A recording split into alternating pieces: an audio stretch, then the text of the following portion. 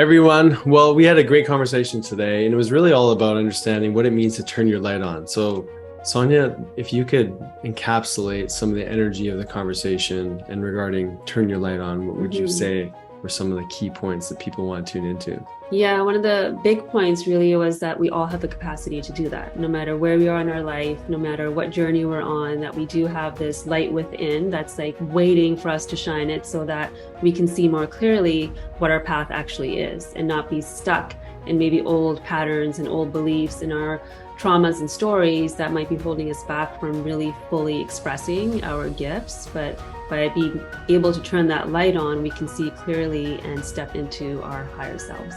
Yeah, so today we got a chance to have an amazing conversation with a dear friend of ours, Deidre Sirianni, and she's the author of the book, Turn Your Light On, and we're actually in a mastermind container that she teaches, and she's just a beautiful person inside and out, and she has such a wonderful way of communicating how to move from our stuckness and into our freedom.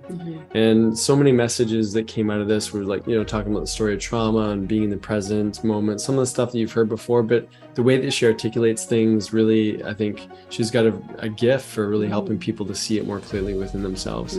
So hopefully as you're listening to it, we can plant some seeds for you on how you can turn that light on and step into that person that you are meant to be so that you can shine. So in today's world, there's a ton of things going on for us. As parents, we're parents, we're business owners, we're all the things that we are, and our body is constantly at the beck and call of the requirements of the day, the requirements of the moment, or the stresses and things like that. And I think we take for granted just that physical toll that our body is under. And I think many of us often even bypass these messages that come up in our body, whether it could be achiness, it could be fatigue, it could be sleepiness, or insomnia, or weight gain. And I find it interesting just how easily we just sort of slide these symptoms under the rug and we don't really pay attention to them. Often it can become the new normal, right? Yeah. So the restless leg, or the headaches that are showing up here and there, or the brain fog, or didn't get another night of sleep, and it just becomes part of the routine and the pattern. And as we witness moving into the fall and patterns changing and routines changing, it's like the body has to adjust even more. So when we're doing that, we're actually tapping into our reserves when it comes to our nutrients, and often we don't even have enough in those reserves for the body to utilize to create energy, to create momentum for us to actually be healthy and in that state that's going to allow us to have the energy to do the things we need to do. Yeah, and one of those core nutrients obviously is magnesium, right? So one of our favorite magnesium complexes is by BiOptimizers. They've got a 7 different form of these cofactors, basically the building blocks that are packaged together with the magnesium, whether it be bisglycinate to malate to citrate to you name it. And this is part of the challenge, is that there's these different stressors in life have different demands in the body, which then pull from these different cofactors and these different stores. Like magnesium is obviously also stored in the bone, and it's in our tissues. And so when our body becomes depleted because of the demands, it has to take it from somewhere. And when we don't have those stores, that's when we have the symptoms, the brain fog, even the heartache. So the heart needs magnesium in order for it to operate the way we need it to. The nervous system needs it, and we are not getting enough in our diet because of the depletion of the soil. So not only is the soil depleted, nutritionally we're depleted, and now we're depleted because of stress. So magnesium is one of those nutrients that for sure every woman needs to be on when it comes to our hormone health, energy, all of that, but also for men. Yeah, and when I'm tracking my sleep, I use the Oura Ring. It's clearly I get better deep sleep, better REM sleep when I'm using the magnesium before bed. It is part of the recovery tool, and I think that as more of us step into this mindset of recovery medicine, we'll pay more attention to these little signs and symptoms that are sort of annoying at first that then become louder, right? So get your bottle of Magnesium Breakthrough at bioptimizers.com, and you can use code Dr. Nick for a nice little discount.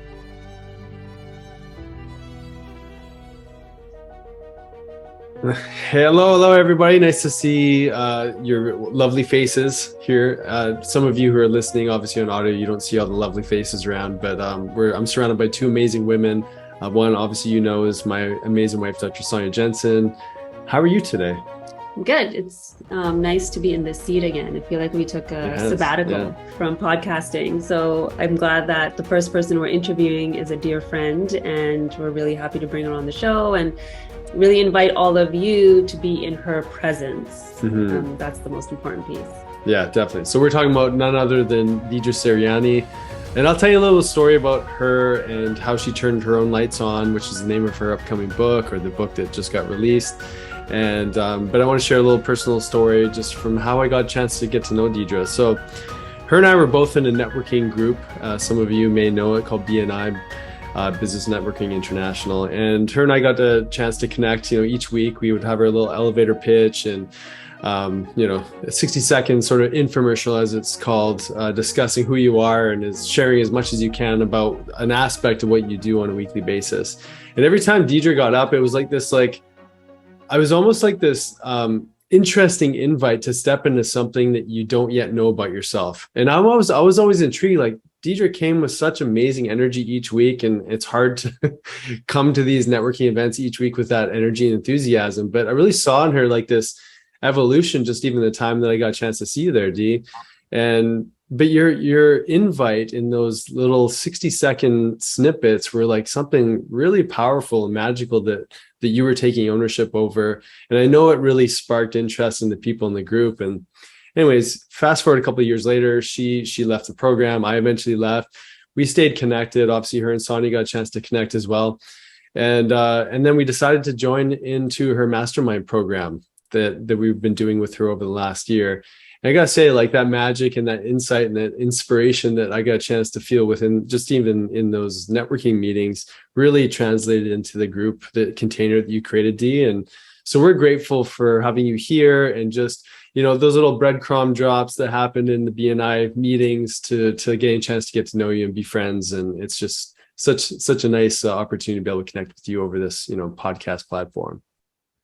So awesome. It's so funny because BNI, oh my gosh, I remember going to my first couple BNIs and like shaking. And I'm like, I only have 60 seconds to talk. This is like, it was so bad. And like, I kept going. That was like, I guess maybe 5.5 years ago when I started this business. I was transitioning out of another one. And I honestly was just like speaking from truth and experience. And I started a business, and it's funny how quickly things shift and grow and evolve. And I remember you always talking about all of the things, your cells and, telomeres and this and that. And I was like, this is so cool. I want to learn more. So, and then I got to meet Sonya, who's just like amazing. I feel like you're a sister.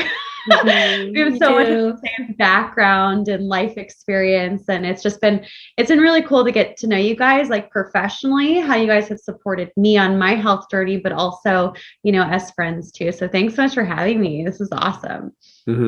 Yeah, thank you. And, just to reiterate what Nick was saying, it's like when you're in Deidre's presence, it's like you're almost kind of forced to turn your light on because her light is so big, and you're like, okay, I want to match this situation. And and that, like Nick was saying, that's the title of your book, Turn Your Light On. And I would love for you to just kind of share your story around that, like why you think or you believe that is something that all of us have within us and need to expand into the world, like that aura or that light, and just why you think this is something that's so important to talk about or speak to.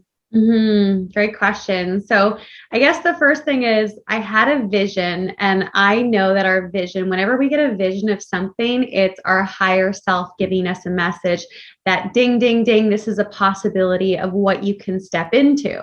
But oftentimes we diminish it and we're like, oh, I don't know if I can do that. Right. So about 5 or 6 years ago, I had a vision, and I was looking down at the world, and I was turning people's lights on.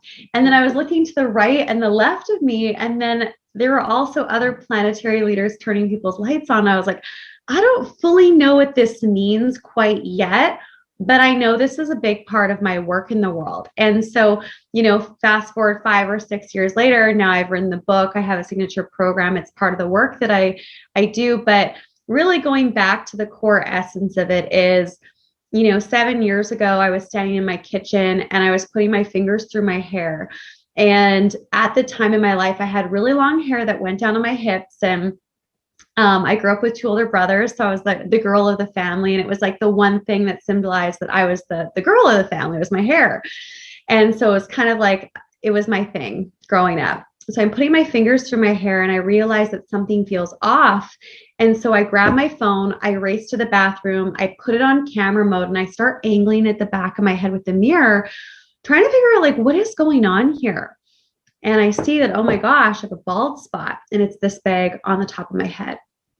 And I was just like freaking out. How did this happen? How do I fix it? Like clearly like the universe is trying to tell me something because it's going after my hair. So I go back to my kitchen and I sit down for a moment to ground. And that's when I hear this voice say, if you don't listen to your soul, you're going to manifest cancer and die in a year. And I knew that to be true because all of these things were happening to me so quickly. And then I had this flashback to 5 years prior, the only other time I had ever heard this voice speak to me at this point of my life. And I was outside. I had friends and family on both sides of me. I had my friend Marty playing the guitar, singing the lyrics. It's beautiful. It's true. And I'm walking down the aisle, so excited to get married to the man of my dreams. And I'm smiling from ear to ear, walking towards my future husband. And then moments before, this same voice says, this just isn't going to work. And I was just like, what? Like, sorry, like this is inconvenient, shoved it down. I thought I was doing the right thing. And I said, I do.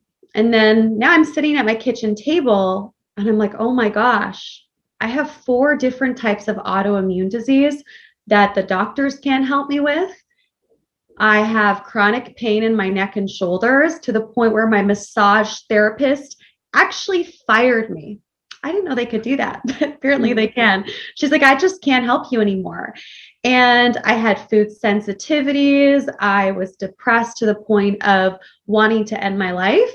And the wild thing was, from the outside looking in, everyone wanted what I had. I was the happiest person everyone knew.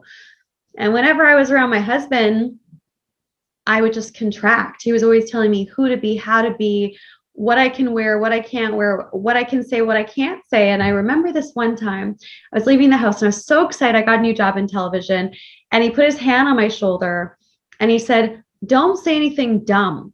I don't want you to look stupid on TV. And I realized, I'm like, I'm in a mentally and emotionally abusive relationship. And could it be that this entire time, since that moment I walked down the aisle and didn't listen to this voice, my soul has been screaming at me through symptoms, and I just haven't been listening. So in that moment, I knew that if I didn't learn the language of the soul and then have the courage to actually follow it and turn my light on and do what I'm here to do, I wasn't going to be around for another year. So I did, and I studied with shamans. I went deeper into this work. I healed everything except for one autoimmune disease that pops up when I'm not listening to my body or not listening to myself. Depression went away. Chronic pain went away. My hair grew back. 3 of the 4 autoimmune diseases are gone because I listened. So when I talk about turning my light on or turning our light on, one of the very first things that shows that we don't have our light on is physical disease in the body, because we're not listening to the soul. So for me, I know that I wouldn't be around today if I didn't listen. But also, when our light's off, we can't see, and we stay stuck in relationship patterns and ways of being. We become depressed, we become sick. And then what happens is essentially our soul is killing us because we don't have the courage to listen. And so turning our light on is the courageous path of listening to the soul and making the impact in the world. And we're all being called to do it. Otherwise, our body is literally shutting down. Yeah. Thank you for sharing all that. I mean, there's so much that we can unpack from that story, and so many lessons. And I feel like you summarize everything that we teach in that story and in that experience that you lived, you really have. And to also have that experience at such a young age too, I think in the moment can feel Like there's trauma there, there's challenge, but it's also such a gift because you now have turned around and started listening to that soul and are bringing other people up with you. And, you know, because we share a similar story with our ex-husbands and other stories that we also share from our past, I can really understand and relate to that moment where you hear that soul whisper. Yet there's so many of us that move through life not really being able to discern between that whisper and then those other whispers, and maybe they're a little bit louder, like that other talk in our head that's keeping us stuck where we are. So how can people discern between those voices? Yeah, that's a really good question. I feel like the more we tune into the body, the more it speaks to us, the more we're aware of it. You know, this is challenging because the soul whispers and then it gets loud and then it gets really like really intense. But the first thing that I like to really ask is what doesn't feel good in your physical body. And when you can feel into experiences, people, opportunities, whatever it is, if you can just take a moment to sit with what's going on in your life and just energetically tune in to what's going on. If something is making you feel sick or contractive, that's the body saying this is not something's not right here, something's not working. So that's a sign something needs to shift. Also, when you tune into an opportunity, a person, a thing, a dynamic in your body, and you feel expansion, you feel relaxed, you feel loved, you feel, tingles and all of the things, that's a yes.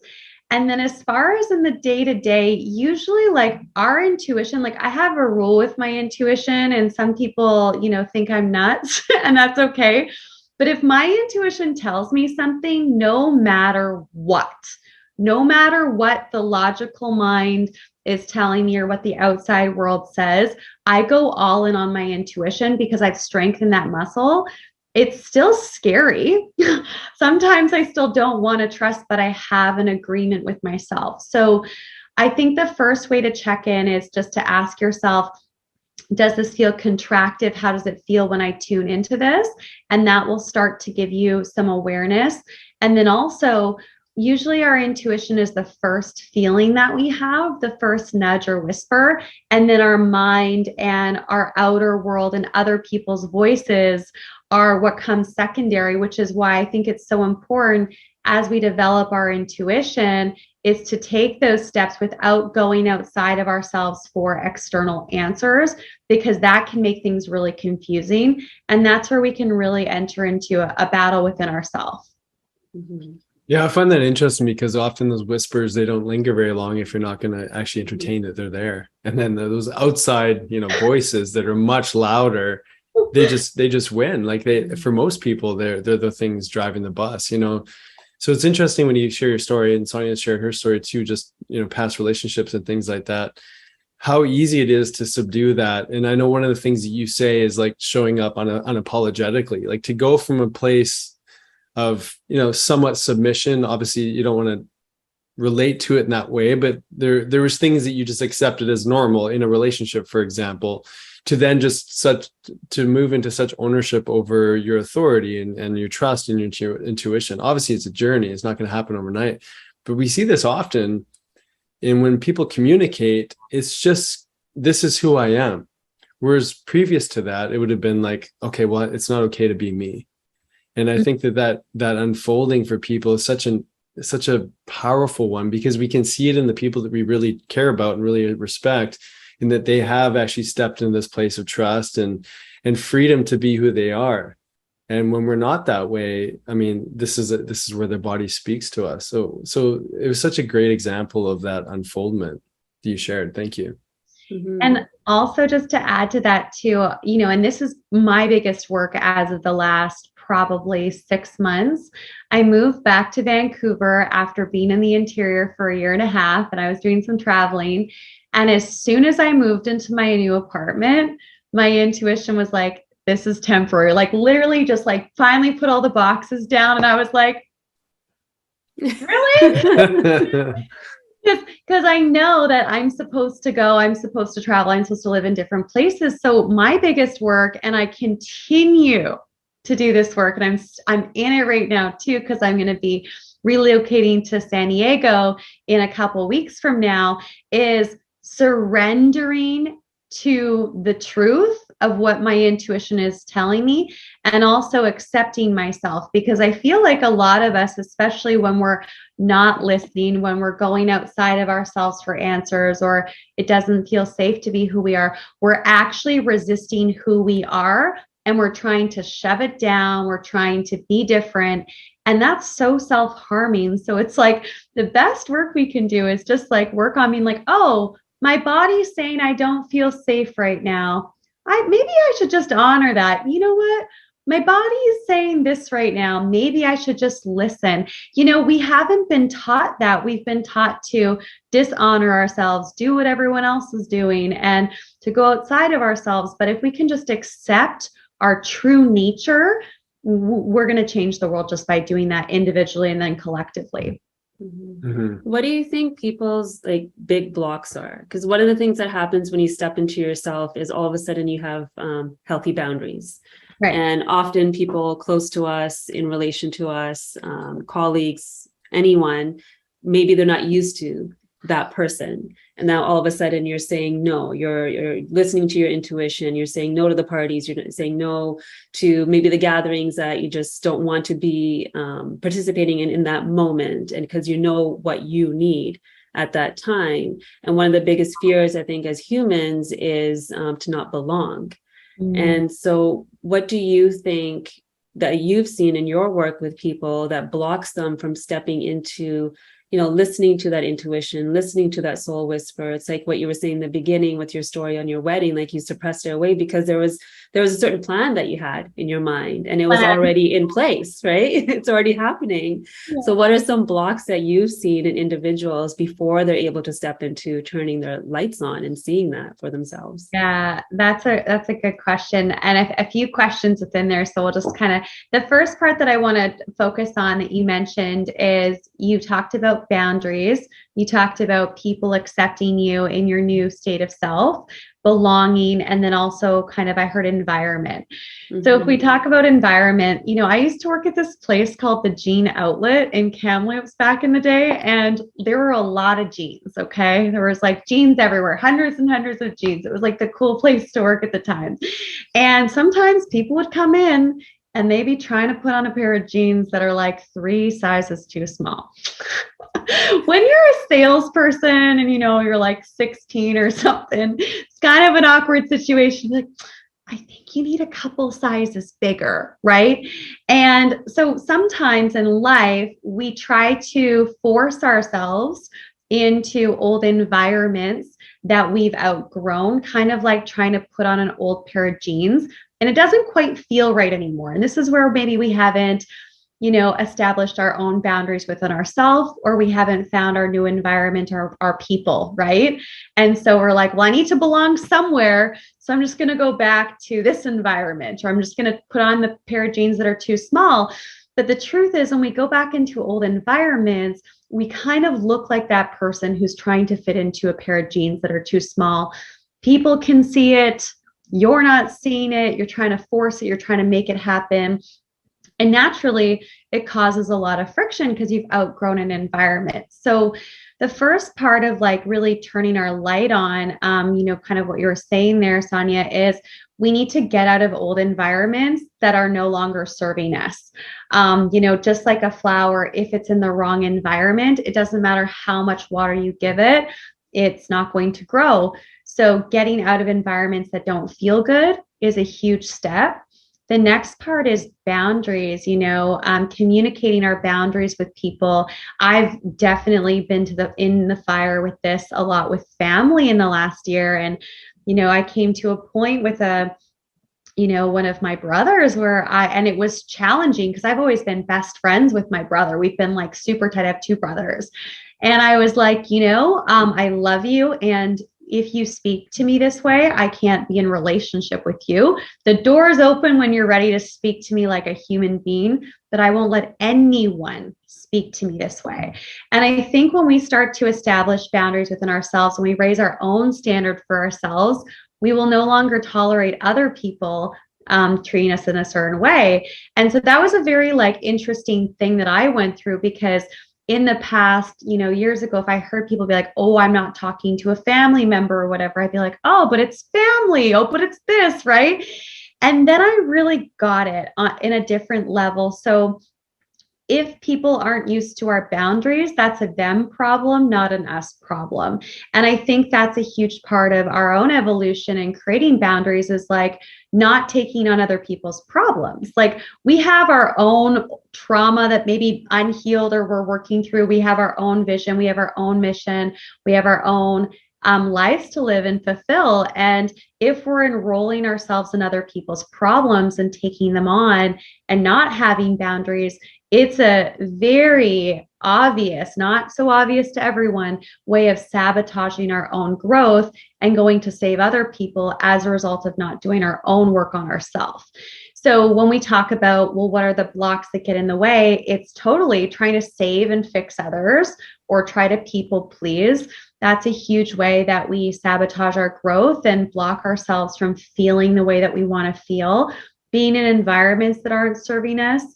Belonging is important, but first we need to actually feel like we understand ourselves to know what environments we do belong in, and then finding our people and getting the right support. So that was a bit of a long answer. And I think I touched on all of it, but if I didn't. Yeah, no, you absolutely did. And I think a part of it is giving ourselves permission to do that. And I think you're giving people permission to reevaluate these things. It's like that old belief of like, but it's family, and then that's when we get stuck, because then we feel like there is no other choice. So I think you're giving a lot of listeners the capacity to have that choice, that you can shift your environment if you choose it. I think there's something really unique in that too, and I think of you when I hear the word unapologetic or radical trust and some of those things. And there's a real beauty in conflict, because if you didn't have that even insight when you're walking down the aisle at that point in time, all these little messages, but the conflict was necessary for your awakening. And I think it's so common when we're in the midst of challenge to go, oh, this sucks. It's so horrible that I'm going through this. And we just relate to it on such a very like dense level that we can't actually appreciate things from a different perspective, or that there's like an opportunity for awakening here, or a place to turn your light on, as you would say. So I think like it'd be really helpful for people to entertain the idea that conflict is actually an opportunity. And Sonya and I often, whenever there's sort of like a disagreement going on, and Sonya has a tendency to sort of retain some of the stuff that goes on over time, and then eventually it comes out. It's like, whoa, this is some big stuff. And yet what we realize at the end of all of that is like, wow, it's such a powerful opportunity for us to really connect. So when I think of even the story of your brother, or the stuff that people are going through, like conflict is really like it's a blessing in a completely different disguise that it's up to us to actually interpret in our own kind of way, in our own unfolding. So if you could speak to conflict a little bit about that, and sort of that concept of unapologetic, like this is who I am. It's so funny that you say unapologetic when you think of me, because I wrote a book that I never published. This is years ago, 5 years ago. That's called Make Your Own Damn Rules. And it was about being unapologetically you. And I never published it. And maybe it needs to come out at some point. Maybe it does. It's time. Yeah. Time for it to come out into the world. Yeah. Many, many books, right? One after the other. I really believe there's a trend right now around trauma. And we have to feel our feelings, and it's all relevant. We do have to feel our feelings. And what I'm seeing a lot of people feeling their feelings all the time and just vomiting on everyone and saying it's your fault. And I've been through trauma. And it's just another way to bypass taking responsibility for your life and who you are and how you show up. And I'm sure I've been there in my past at some point, like we've all been in a space of victim and all of that. Every single person on earth has. And our trauma is actually here to show us our greatest gifts for humanity. Like, I did a TEDx years ago on trauma. It was because of a core trauma that happened to me when I was 19, which I was, I had a lot of shame around being a woman. I had a lot of stuff going on for years, which I actually needed to experience so that I can help people understand trauma, and also understand that when we have trauma or conflict or whatever it is that's coming up, we have a choice. We can actually say, you know what, that really sucked. And what did I learn from it? Like, how did it make me more, how did it make me stronger or more resilient? What did I learn from it? Because so many people in the world are like, what's my purpose? It's like, your purpose is you being who you are. What's in the way of you being who you are? Oh, well, my story around struggle. Well, what if that wasn't a struggle anymore and you just got over yourself and then just actually helped other people do the same, or whatever that is? So I sound so casual about the whole thing, but there's just so many people talking about trauma. We have to process it for 10 years. It's like, no, you just have to calm your nervous system, feel safe, which is important. And then what did I learn and how am I going to help people? And it really is the access point to our greatest gifts. If I think of the main traumas and conflicts I've had in my life, it's exactly what I teach people. What I teach in the mastermind is like how to do this, how to do that. Those are all pieces of conflict. So if we can take them and look at them as like, oh, this is like my greatest gift when I have courage to actually deal with it rather than avoid it and pretend it's not a problem, because that's a huge thing. We sweep things under a rug, and we're like, oh, it's not really there. And then we have friends over and everyone's like, what's under your rug? And you're like, oh, nothing. But you've been, sweeping a lot of stuff under there. It's like, look under the rug. Okay, like I should probably deal with this. And then suddenly you have all these gifts to give people. You're abundant, you're on purpose, you're passionate, because you're no longer running away from the boogeyman in the closet. Like, I don't know about you, but I used to like run up the stairs at my childhood home because I thought like there was a ghost chasing me. Oh, and yeah. I did that for sure. Yeah. Right. But at some point, I was like, oh, there's no boogeyman, right? I grew out of it. But sometimes in life, we still are like hiding and running away from things. So we actually just need to turn the light on and look, and oh, it's actually not that bad. It's the story. It's the avoidance of actually dealing with it that's making it bad. And that has to do with all life choices, like ending a marriage, a relationship of 8 years, starting a new business, moving, whatever it is. It's like, you just have to be like, I'm going to look at this and I'm going to deal with it. And then that's the access point to our greatest gifts. Mm-hmm. Yeah, that reminds me of a book that I talk about all the time on this podcast, is The Choice by Edith Edgar. And she's a Holocaust survivor and in her 90s, psychotherapist, and wrote this book. And that's exactly what she has been speaking to, is that even in those moments of trauma, there's a choice, because the actual prison is in our mind.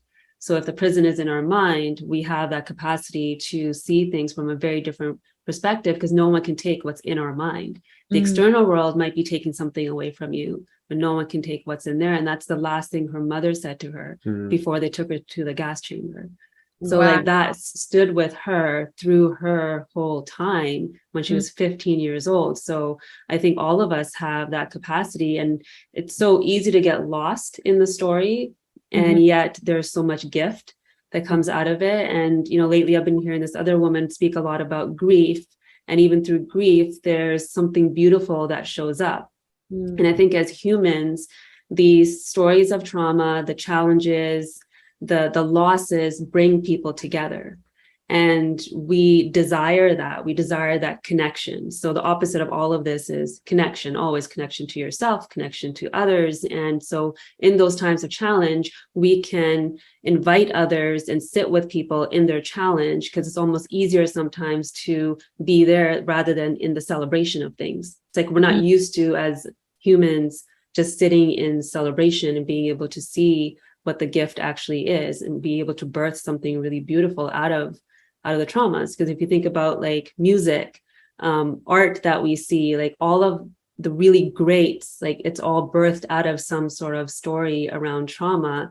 And maybe some of them sat in it a lot, and that's why they were birthing all these things. But I think there's such an opportunity that you really highlight. And the premise of your book, right? Turning your light on. So I'd love for you to share, like, why now? Like, why write that story about turning your light on in this moment, and how you feel like the world maybe needs that at this moment?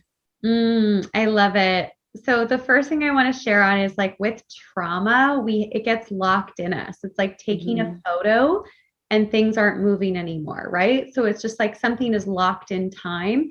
And if we can complete the experience, it's going to move through us just like taking a breath. So that's really, I just wanted to highlight that for a moment. And then just the story. Like when I was writing this book, like no joke, I wonder if it was similar to you too, Sonya. It was like chapter title after chapter title. And it's like the stories we tell ourselves are literally what we are creating. And sometimes when it comes to having our light turned off, well, if we're in pain and we're in struggle, whether it's financially, whether it's in relationship with our health, whatever, there's a story that we are telling ourselves that's recreating it, because if suddenly our story is different and it's towards celebration, as you said, or towards love or joy or whatever that is, suddenly your identity changes. And so if we want to turn our light on, we have to change our story, and we have to get really clear on what chapter we're on in our own life, in our own book. And like, hey, have I been in like the chapter of grief for like 10 years now? Do I still want to be here? Or am I still in struggle around this because it's just a dialogue? So when it comes to turning our light on, it's about seeing things clearly, in like the most simple terms. And this just came up for me now. It's like, well, when the light's on, you can actually see things clearly, right? We're not in like Delusionville. We're not making things up, projecting things. There's so much projection in the world. I really believe that when we end the war within ourselves, the war outside of us ends. So how do we end the war within ourselves? Well, we have to turn the light on when we think the boogeyman's in the closet and be like, oh, there's no boogeyman. Okay, I don't need to live in fear anymore. Suddenly my nervous system is relaxed because there's nothing in the closet. Okay, now what am I going to do? Instead of using my time living in fear and wasting all that energy, now I can look outside of myself and see the beautiful world that we live in and see how I can make a difference in the world. So a really simple way of just looking at why here, why now, why do we need to turn our light on, so that we can operate in truth rather than projection, fear, trauma, illusion, making stories up because we don't understand. Like, it's so common for us as humans to make stories up about people, things, events, all of these things based on our own experience, because the fear there is like, well, what if I don't know? Well, if you don't know, then maybe it's time to learn about that. And I think that the more that we turn our light on and we can see things clearly, the more we can see where we're guided to go, the more we can listen to our intuition, the more that we can live in service, the more we can see that when we are triggered or when we are in fear, when we are in contraction, it's based on our own self and suffering and our patterns and stories rather than the truth, because truth is love and love is truth, but we don't necessarily live in truth because we're addicted to a story of fear. So if we want to essentially dissolve fear, we need to turn the light on, because when the light's on, we're like, oh, there's nothing to be afraid of, because we're all connected. I just made up a story that I wasn't, and I've been playing that out my whole life, and I've been creating situations that aren't real to continue to replay that story. Yeah, it's powerful. And I think that something you spoke to before is really important too, where you mentioned just the identity. Like, I find it so interesting, even with my own self. It's easy to say, oh, I've got a block here, or there's something blocking me. And we fixate on the block and got to solve this block, or just like a trauma, just got to solve this trauma. And then once this block is gone, oh my God, magic's going to happen. But you're actually inviting people into a new identity. Like, okay, there's a block there, that's fine, but let's turn the light on so you can actually step into a new identity, raise that vibration, see yourself I like to quote, see yourself as God sees you, or see yourself in the way that your highest self sees you, enter whatever you want, because it's in that space where the solution to that block really exists.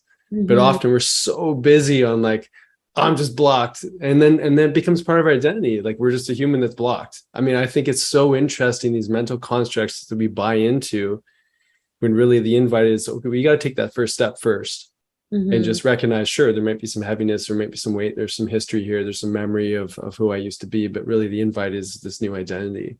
So I'd love to, like, what does the future look like when more of us turn our light on? Yeah, I mean, even just what you're saying there around like I'm blocked or I have trauma. I just got back from, do you know who Donnie Epstein is? Yeah, it is amazing. He's insane. So I was just at the gate.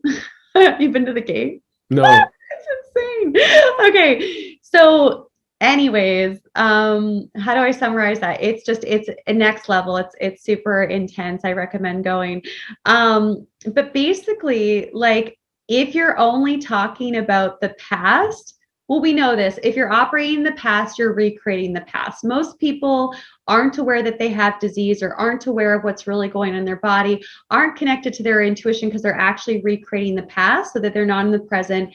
And then they're taking the past and they're throwing it into the future. So it's like, bloop. And then in the middle, they're not present. They're missing out on life and all of that.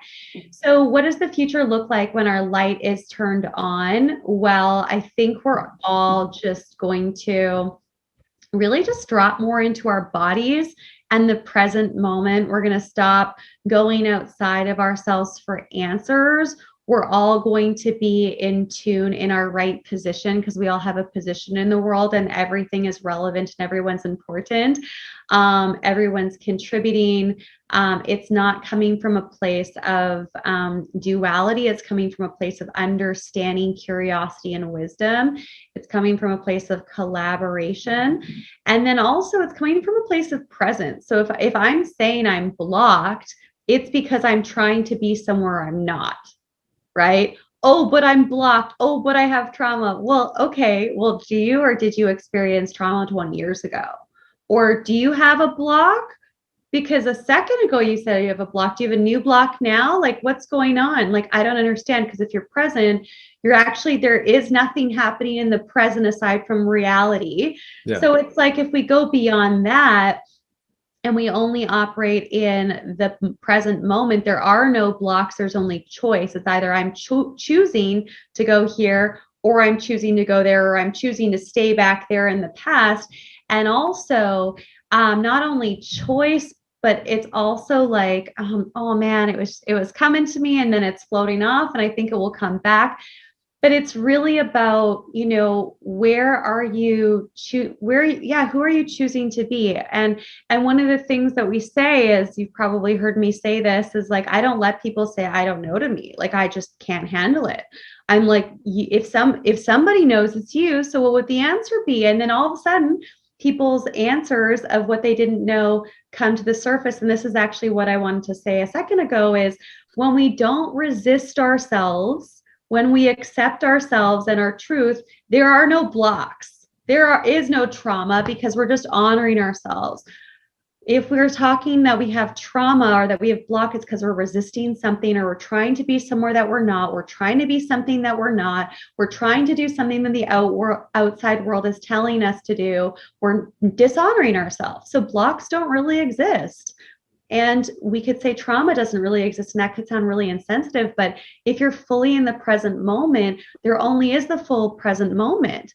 And if you're not, then you're not actually present, and then you're not accepting yourself. You're wanting to be different than you are. And that goes against the law of nature, right? Mm-hmm. Yeah. I think what I'm hearing is, and this is a little bit of a conversation we were having earlier today, is the trust.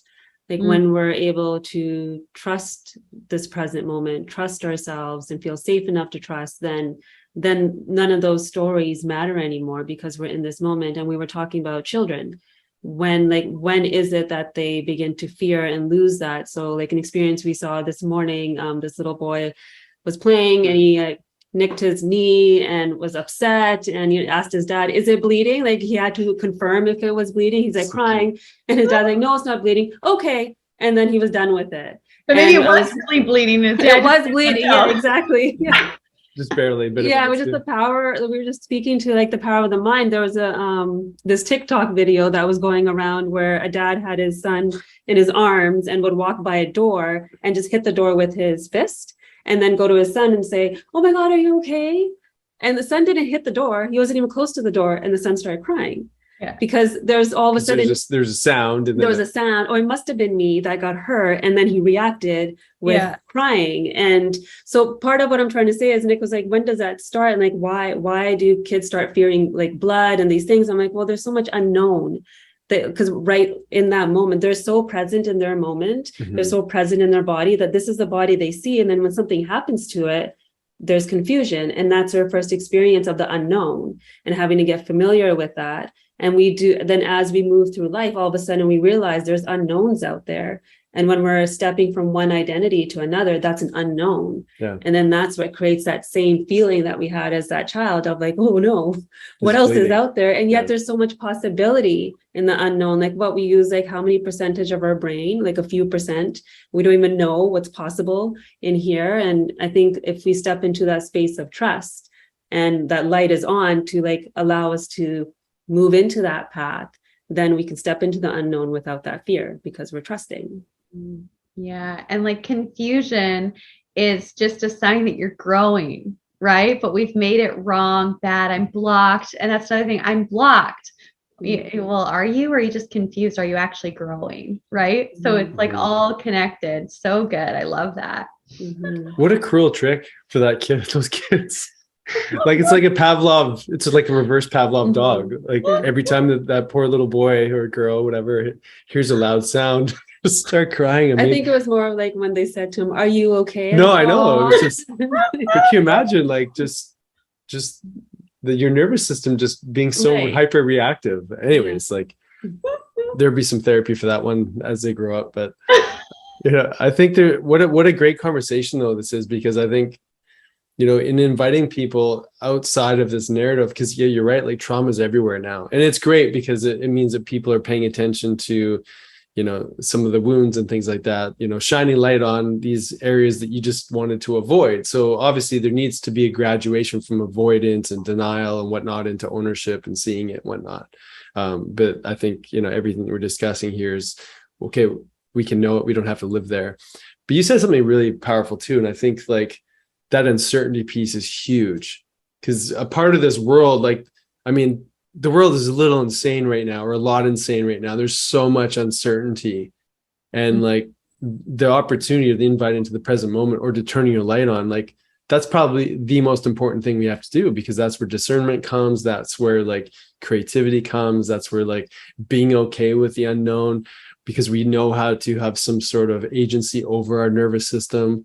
We're not reacting like you mentioned, the little boy, we're like, oh God, there's a loud noise. I'm traumatized. It's over. Right. So how would you speak to people in this realm of uncertainty? And because I think it's such an important conversation. Well, I feel like when we talk about uncertainty, it's again, just looking outside of ourselves. We're looking outside of ourselves for answers, and they've never really been outside of us. We've lived in a world that has told us to be a certain way for so long. And now we're just being told as like a narrative that things are uncertain. They've always been uncertain. We just have people saying different things. So how do we get certain? We get really clear on who we are. We do our inner work of clearing our karma, which is one of the chapters that I talk about in the book, like clearing things out that keep you in patterns of fear of the unknown or not accepting ourselves. We do the work of releasing our trauma and our wounds so that we can show up as who we are really meant to be, so that we can give our gifts. We have our light on. We really look around and see what's going on, rather than being in our own stories, to see where we're being called to step forward, where we're being called to do the work. We find people that think similarly to who we are and where we're going, and we team up, we link arms, we build community.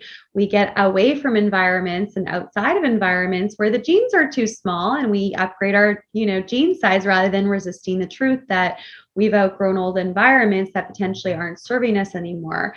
We get really clear on our intention, because our intention is the foundation of creation. And it's like pulling a bow and arrow back and knowing exactly where you're going. Well, if you're clear on your intention, before I came onto the show with you guys, I asked myself my 4 questions for intention. How do I want to feel? How do I want to show up? What am I committed to? And what's my desired outcome? When I'm intentional with meetings, conversations, my day, my life, my relationships, I'm always on purpose. I'm always going in the right position. I am always in the right place. I'm always being guided because I'm not resisting myself, and I'm taking a moment to get clear on where I am and how I want to show up so that I'm always certain of my outcome. Because the world, world leaders, the world that we live in is constantly going to be trying to tell us who to be, how to be, what's certain, what's uncertain. And that doesn't really matter. That's inconsistent. It always will be. But when you've done the inner work, you're intentional, you're showing up, you're listening, you're doing the work, you're always going to be in the right place. Doors are always going to open up for you, and things are always going to be certain, regardless of what's going on around you. And so those are some of the pieces I talk about. I think it's like a 10 or 11 step process of the system I've been developing over the past 10 years to turn your light on. And, I teased a little bit with trauma, and I'm not here to downplay trauma. I've experienced a lot of trauma. I've helped people heal a lot of their experiences. And from a place of more of like a overview perspective, we don't have to stay in it very long. I've seen it in my own life and countless people that I've served. And I take people through a process so that you can actually access your greatest gifts now, rather than waiting 10 years or 20 years to give yourself permission to do it. And I really do believe that this system of turning your light on is totally transformational and can help you be certain in an uncertain world. So good. Mm-hmm. So we always end the show with this one question, unless there's another question you want to ask before I ask. Good. I think it's a good segue after what you just spoke to. So, I kind of already know the imprints that you're leaving, because you left imprints with us for sure in how we show up and how we do our work. And for you personally, seeing where the world is at now and seeing like the purpose that you've been walking, if you knew tomorrow was your last moment here, your present moment here, what is like the one message you would want to leave with the world? So good. One message. Okay, so the message is it's time to wake up to the truth of who you are and who you're meant to be. It's not tomorrow. It's not a year from now. It's not once you're done your trauma or your relationship or you have more money. That's number one. But the imprint that I want to leave on everyone is I want to leave an imprint on everyone's heart that I connect with, whether it's virtually, whether it's any kind of relationship. And I think that if we're consistently with whatever we are doing and who we're being, if we're connecting with people's hearts, we're making an impact in the world. And that's really what all of this is about. Thank you. Love it. Thank you. So where can everyone find your book and get your book? Yeah. And all the other things that you offer? So my book is available on Amazon. So it's Turn Your Light On. There's a couple other Turn Your Light On books on there, but this is the one that has my photo on the front. And then my website is radicallyaligned.com. I have different offerings on there. I'm also on Instagram. I've been a little bit active on TikTok. It's probably better not to follow me on there because I'm not consistent. But yeah, I'd say Instagram, radicallyaligned.com. If you have questions, if you're curious about this work, highly recommend picking up a copy of the book. It will transform something in your life. I guarantee it. Mm-hmm. Thank you. Thank you so much, Dee. And just for those listening, Deidre has been taking us on a journey over the last year in this mastermind container, which one of the biggest highlights actually is just getting a chance to spend the weekend with Sonya and, work on our business, work on a relationship in the business, work on our roles within. And there's just things that we were able to access within each other, but also in that time and the container that you created that gave tremendous insight. And there's little, mantras that stick with me, like what's the fastest vehicle? And, the story of like transformation that people go through. And so you're definitely in our hearts, obviously, but also in our minds and things when we're thinking about how we want to show up. And so just, super grateful to you. And just letting people know that are listening, like this isn't just for a doctor group or business owners. Like you have people there in your container that are working on themselves and cultivating that which they don't yet know about themselves, and maybe that's a future business or better relationships or whatever. So thank you, Dee, for doing what you do, and we're grateful to be a part of it.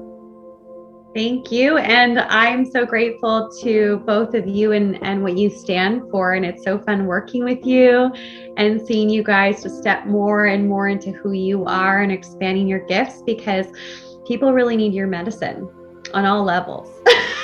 So. Absolutely. I agree. 100%. Unapologetically agree with you. So good. Awesome. Thank you so much. Thanks for having me, guys. Blessings.